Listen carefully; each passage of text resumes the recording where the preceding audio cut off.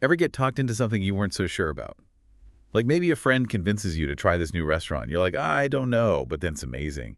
Or how about that time you walked out of a store with a like top of the line something you didn't even know existed before you walked in? Happens all the time.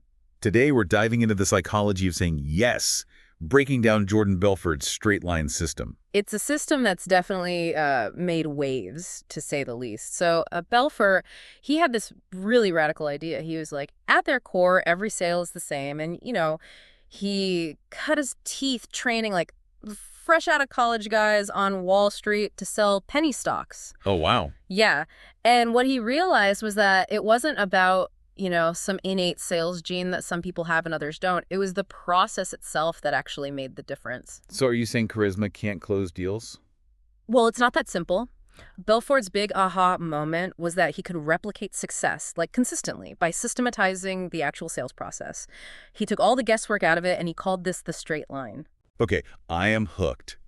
Let's map out this straight line. Okay, so visualize like a literal straight line. At one end, you've got the open. This is where you first, engage with a potential buyer.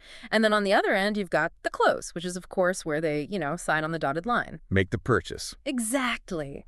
And every interaction, every word that you say should move them along that line, closer and closer to that yes. So even if someone initially says no, that's not necessarily the end of the road. Not at all, not at all. Think of no's as like course correction. Maybe you need to adjust your approach, tweak things a little bit. Or, maybe you've discovered this person's not the right fit after all. Either way, you're saving yourself time and energy in the long run. It's such a good way to kind of reframe rejection, because it can be so easy to get disheartened. Absolutely. So how do you actually get someone moving down this straight line? What are the mechanics of it? So Belfort, he identified these 3 key elements that he called the 310s.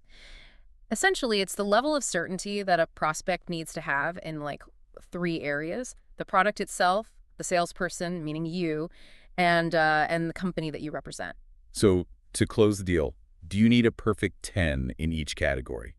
Not necessarily, no. See, everyone has a different, what we call action threshold. It's basically the level of certainty someone needs to feel comfortable, making a decision, taking that leap. Oh, okay. Belfort tells this really funny story about himself. He's got a super low action threshold, right? He sees this golf training aid. He's like 90% sure it's not going to work, but he buys it anyway.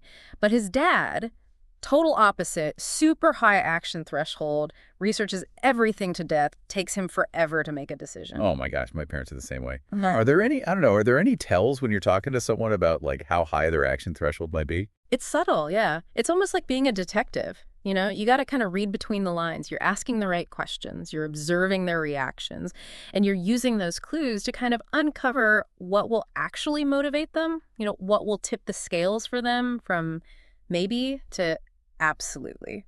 I'm already rethinking every sales interaction I've ever had. Yeah. And we're just getting started. And believe me, we are just scratching the surface of the straight line system. This is where I think it gets really fascinating, because it's not just about like the philosophy of selling. Mm-hmm. Belfort actually gives you like really specific techniques to kind of like achieve those goals. And one of the things that he talks about that I think is so interesting is the importance of that first impression. He says you have 4 seconds. 4 seconds. Yeah, those first 4 seconds are absolutely crucial. Make them count. You've got to project confidence. You've got to project, passion, expertise. And it's not just about what you say. It's about how you say it. Your tone of voice, your body language. It's giving. Like, I know what I'm talking about. You can trust me. Exactly. It's about establishing credibility right from the get-go. And another crucial element is active listening. And that doesn't just mean, nodding along. Right. Not just like pretending to pay attention while you're like mentally planning what you're going to have for dinner later. Exactly. Active listening means responding in a way that shows that you're genuinely engaged. Like little things, like little verbal cues, like saying, right. Or even like subtly mirroring their posture. This can actually do wonders to build rapport and make them feel like you're both on the same wavelength. It's like that thing that Bill Clinton used to do. Like everyone who like met Bill Clinton, they were like, I felt like I was the only person in the room. Right. It's that human connection that's so important. But there's a fine line there. There's a fine line between, subtle mirroring and being a total copycat, which can actually backfire. Did Belfort have a good story about this? Uh-huh. I think it involved a basketball game. Oh, you mean the one where his buddy was, like, ready to get into a fist fight with this guy who wouldn't pass the ball? Yeah. So, like, instead of immediately jumping in and trying to calm him down, Belfort matched his friend's energy. Wait, so he, like, leaned into the anger? He did. But, and this is the genius part, once he was in sync with him emotionally, he, like, subtly steered the energy, eventually leading his friend to a calmer, more rational state. Wow. Yeah, it's about meeting people where they are and then guiding them to where you need them to be. That's incredible. But this whole idea of, like, controlling your own emotional state, especially in those, like, really high-stakes situations, it feels like a superpower. It's a skill, and like any skill, it can be learned. And Belfort had this, well, he had this very unique technique that he called, get this, olfactory anchoring. Olfactory anchoring. Yeah, it involved using specific scents to trigger desired emotional states. Okay, you have to tell me more about this, but I think maybe we should save that for after a quick break. Sounds good. We'll be right back with more on the straight line system. Welcome back to the deep dive. Before the break, we were like knee-deep in the psychology of persuasion, right, with Jordan Belfort's straight line system. Yeah. And you were about to reveal the secrets to like how to nudge those action thresholds. It feels very much like mind control to me. It's more about influence than control, really. Okay. But remember those qualifying questions that we were talking about? Yeah. The ones that Belfort, like, intentionally jumbled up in his book? Oh, right. The out-of-order quiz that you were going to let me try to unscramble them. Exactly. Yeah. You ready to put those logic skills to the test? Bring it on. Okay. So imagine you're on the phone with, like, a potential investor. And your goal is to gather this crucial information, but in a way that feels natural and conversational, not like an interrogation. Right. So here are Belfort's questions, but they're in the original, completely illogical order that he presents them in the book. Number 1, what part of town do you live in? Number 2, how long have you been living there? Number 3, are you currently working with another broker? Number 4, how long have you been investing in the stock market? 5, how did you hear about our company? Number 6, are you happy with their performance? And finally, number 7, if I could show you a way to consistently make 15 to 20% annual returns on your investments without, taking on unreasonable risk, would that be of interest to you? Okay. Yeah, that is a recipe for disaster. Yeah. Okay, give me a sec to like channel my inner Jordan Belfort here and rearrange these bad boys. Take your time. We'll be right here. Okay, I think I've cracked the code. All right, so here's my attempt at a logical order. Number 1, Sure. how did you hear about our company? That just feels like a natural starting point. Yeah. Like finding out how they discovered you. Sure. Okay. Number 2, are you currently working with another broker? Seems like a logical next step. Mm-hmm. 3, are you happy with their performance? Yeah. That flows, yeah. 4, how long have you been investing in the stock market? Gives you a sense of their experience level. Okay. 5, the big hook. If I could show you a way to consistently make 15 to 20% annual returns on your investments without taking on unreasonable risk, would that be of interest to you? All right. 6, getting a little personal here, but maybe building some rapport. Yeah. What part of town do you live in? Okay. And 7, how long have you been living there? Again, just like, building that personal connection. How did I do? You've definitely grasped the importance of a natural flow, but let's see how Belfort, the master of persuasion, how he would arrange these for maximum impact. Okay. All right. All right, so he starts with, what part of town do you live in? How long have you been living there? How did you hear about our company? How long have you been investing in the stock market? Are you currently working with another broker? Are you happy with their performance? And then finally, that hook. If I could show you a way to consistently make 15 to 20% annual returns on your investments without taking on unreasonable risk, would that be of interest to you? Interesting. So he does start with a location. You're right. That does seem more natural, like you're just like striking up a conversation with, like with a neighbor or something. Exactly. It subtly disarms them. It doesn't feel quite so transactional right off the bat. And then notice how the questions, they kind of build on each other, right? You're moving from the casual to the more, more financially focused questions. So by the time you get to that final question about those returns, you've already established this like baseline of trust, of rapport. You're practically guiding them towards that yes. That's the beauty of the straight line, right? Each yes along the way It builds their confidence. It builds momentum towards that final decision. That makes a lot of sense. But let's face it, no matter how well you structure those questions, you're going to encounter some objections. Yeah. So how do you handle those curveballs in the conversation? So Belfort, he was adamant about this. He was like, you don't try to, force a no into a yes. Instead, you shift those hesitant maybes into a solid yes. He saw objections as like these valuable insights, like these little cracks in their armor that are going to reveal what's truly holding them back. So it's about like uncovering the real issue, not just addressing like the surface level objection. Exactly, exactly. So for example, let's say a prospect hits you with the classic, let me think about it. Right. 9 times out of 10, that means there's a deeper concern that they're just not voicing. Right, of course. So how do you get to that like root concern without being too pushy? Because you don't want to come across as like aggressive. So this is where Belfort's looping technique comes in. Okay. Right. It's all about subtly reframing the objection, forcing them to kind of confront that underlying hesitation. Can you give me an example of like looping in action? Yeah, sure. Let's say you've got a prospect and they're on the fence about, let's say a particular stock. You could say something like, I understand you wanting to, sleep on it. But let me ask you, like, if you were my longtime client and I told you that I thought this stock was about to absolutely skyrocket, would you still need more time? It's brilliant. You're not like, you're calling out their hesitation, but like you're not being confrontational about it. Exactly. It forces them to confront like, that underlying fear or that concern that's really holding them back. Maybe they're worried about losing money, or maybe they just don't fully grasp, like the intricacies of the investment. Whatever it is, once it's out in the open, then you can address it directly. This is really making me realize like how much strategy goes into like, effective persuasion. Well, there's definitely a strategic element to it, but again, it's not about manipulation. Right. It's about understanding human psychology and then using that understanding to guide the conversation to a mutually beneficial outcome. But wouldn't all this back and forth, like, wouldn't that make the sale drag on? Not at all. The straight line, it's designed for efficiency. Belfort was a huge advocate for, clear, concise language, structured presentations.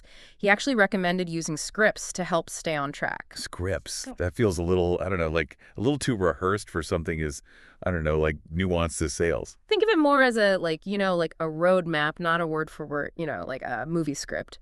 It's about having that framework in place that ensures that you're hitting all those key points and that you're hitting them in a logical order. So you're prepared, but not robotic. Exactly, exactly. And what that does is that frees you up to be more present, to really, be tuned in to the prospect's reactions instead of like frantically trying to, remember what you're supposed to say next. It reminds me of like actors, like actors who know their lines so well that they can like really embody the character and react authentically in the moment. It's a great analogy. Yeah, the script provides that solid foundation, but it's your delivery. That's what brings it to life. Man, we've covered so much ground from like Yeah. crafting the script to like nailing the delivery.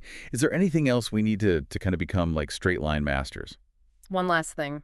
State management. It's about controlling your own emotional state, especially in, like those high pressure situations. Right. So if you're feeling like, anxious or stressed, that's going to bleed through no matter how much you try to hide it. It can definitely impact your ability to kind of like, influence others for sure.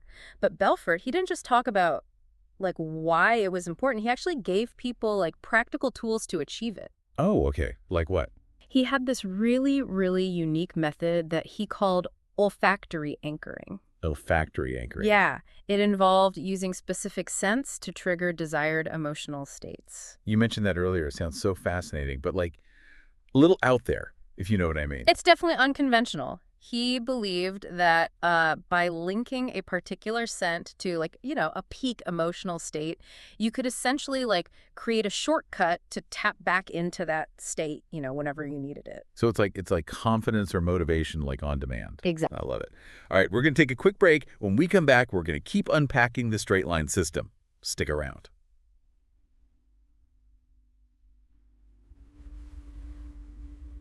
Welcome back to the deep dive.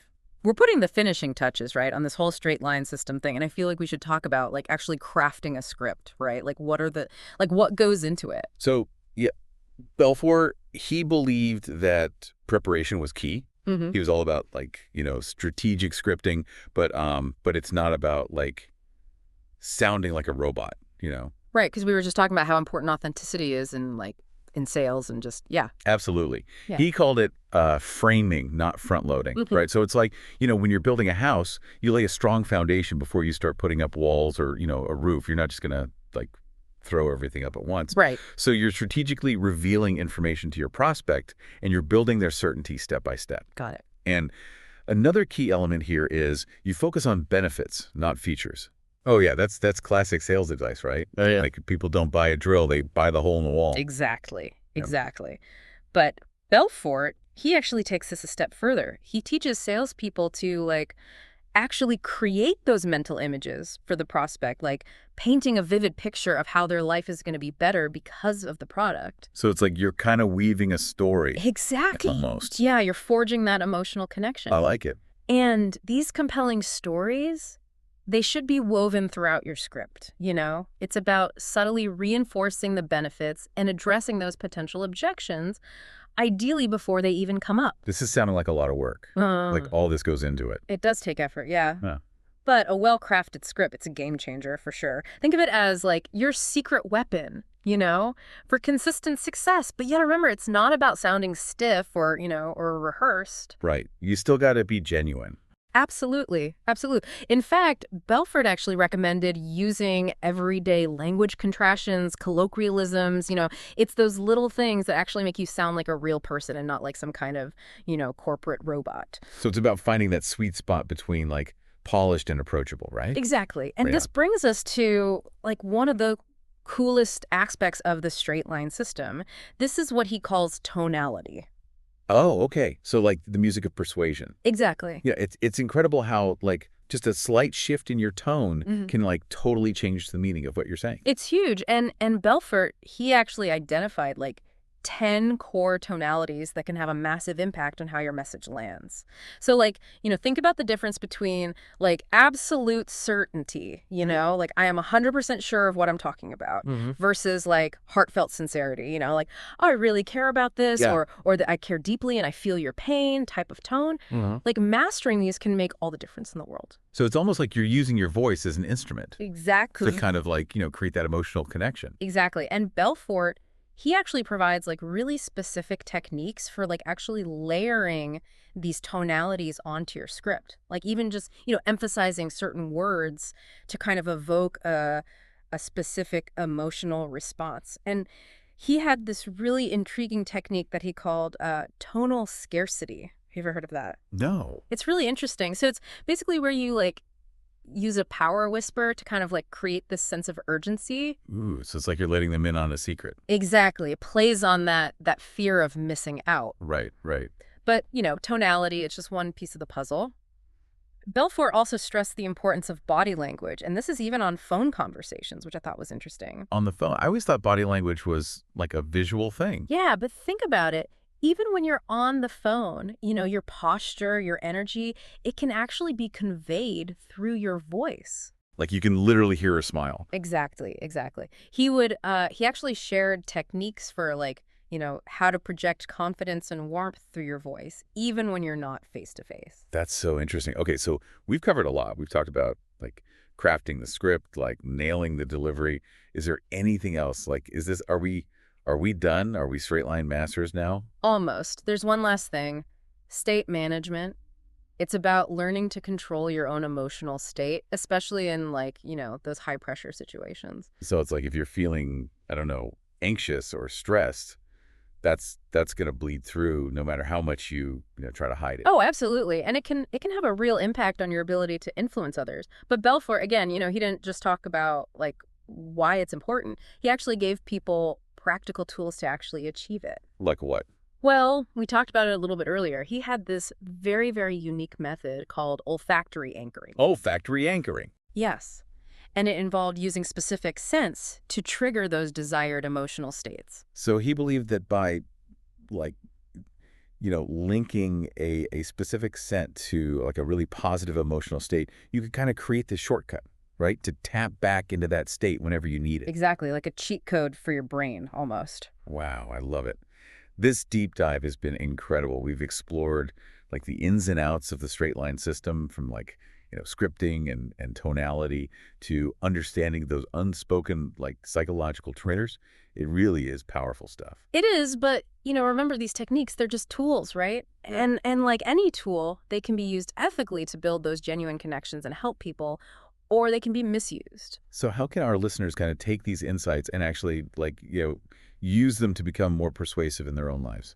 Think of persuasion as an art form, something that you hone and you perfect with practice. So start by like paying attention to your own tonality, your own body language, and how other people, how they use it to influence you. That's such a good point. And Yeah. don't be afraid to like actually try scripting some things out. Even if you're not in sales, like having that clear structure for your communication can be so powerful. It can. And the beauty of the straight line is its versatility. So, whether you're pitching an idea at work or, you're navigating a tricky conversation with a loved one, or even if you're just trying to convince your kids to eat their vegetables, these principles can actually help. I love it. This has been an incredibly insightful deep dive. So for our listeners out there, take a moment, think about a situation where you really need to be persuasive and ask yourself, how can I use these techniques ethically to create, that win-win for everyone involved? Until next time, keep those conversations flowing and those connections strong.